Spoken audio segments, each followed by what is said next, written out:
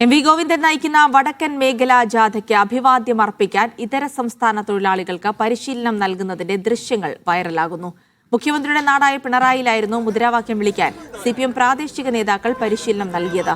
ജാഥ ലീഡറായ M V Govindan അഭിവാദ്യം അർപ്പിച്ച് ഇതര സംസ്ഥാന തൊഴിലാളികൾ മുദ്രാവാക്യം വിളിക്കുകയും ചെയ്തു.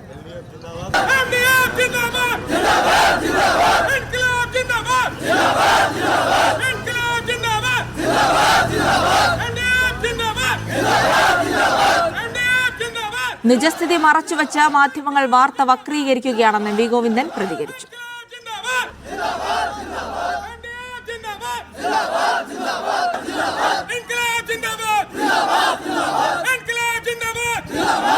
ആ ജാഥ പോകുന്നു.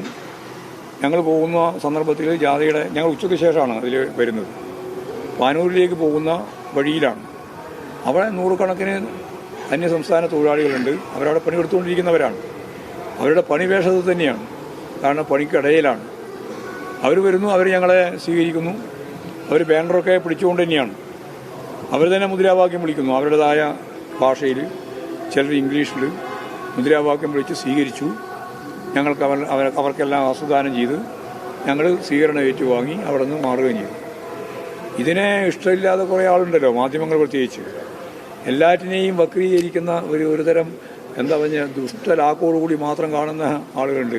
എങ്ങനെയാണ് ഈ ജാതിയുടെ ഭാഗമായിട്ടുള്ള ഈ മുന്നേറ്റത്തെ കുറക്കാനാവുക എന്ന കാര്യമാണ് അവരാലോചിച്ചുകൊണ്ടിരിക്കുന്നത്.